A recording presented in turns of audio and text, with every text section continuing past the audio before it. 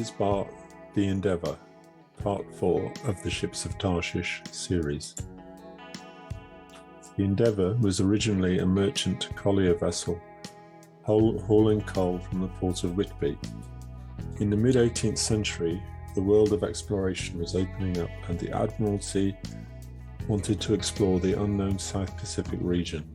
At the same time, the Royal Society, an organisation founded to promote scientific knowledge, petitioned George III to finance an expedition to the South Pacific to study the 1769 transit of Venus across the Sun. Such observations were important because they gave valuable information on the size of our solar system and the relative distances of planetary objects from each other. The Endeavour, then known as Earl of Pembroke, was purchased in 1768 because of her sturdy construction. She also had a flat bottom, which meant that on long voyages she could be beached and turned on her side for repairs. This is something that could not be done with regular Royal Navy vessels. She was refitted and upgraded at Deptford on the River Thames. Her hull was caulked to protect against shipworm and ensheathed in copper. She was given new cabins and armed with cannon. More money was spent on the refit than on the original purchase of the ship. The naval officer James Cook was chosen to command the vessel. The Royal Society wanted one of their people in charge, but the Admiralty weren't having it. Cook had proved his mastery of surveying during the 7 Years' War with France when he surveyed much of the coast of Canada and the St. Lawrence River. He was an Anglican and had a high set of morals, not allowing swearing or profanity on his ships. He was also a very rational man with a good understanding of mathematics and science. This scientific background and his record as a naval officer made him acceptable to both the Royal Society and to the Admiralty. He was promoted to lieutenant and given command of the expedition. When the refit of the Earl of Pembroke was completed, her name was changed to His Majesty's bark, the Endeavour. This was to distinguish her from another ship in the Royal Navy, which was already called HMS Endeavour. The story of the Endeavour has been told elsewhere. She departed from Plymouth on the 26th of August 1768. On board were naturalist Joseph Banks and his assistants. Also on board was astronomer Charles Green. There were also artists who made nearly 800 illustrations of Australian flora. This complement of people emphasises the scientific nature of the expedition. The Endeavour successfully navigated to Tahiti in the Pacific.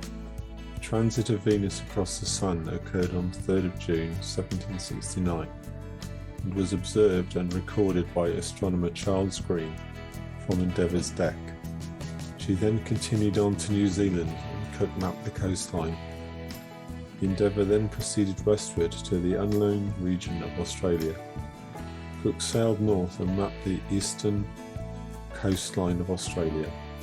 Overcoming many difficulties, including a shipwreck, they returned to the port of Dover in England on 12th of July 1771.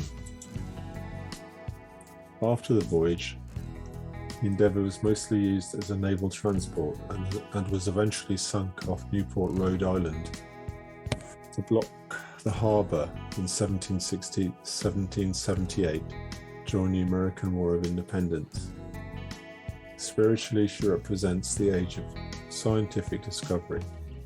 She is one of the first ships to be sent on an expedition for purely scientific reasons. She started life as a humble collier ship, became famous for her discoveries in the Pacific, and finally came to rest in America. In a sense, this is a picture of the results of the Reformation.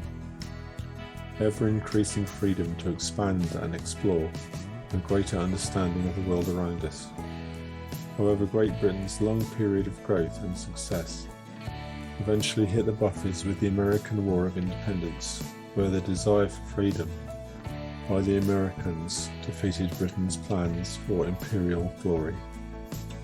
However, the Endeavour is still remembered in Australia and New Zealand, and a replica of her exists at the Australian National Maritime Museum.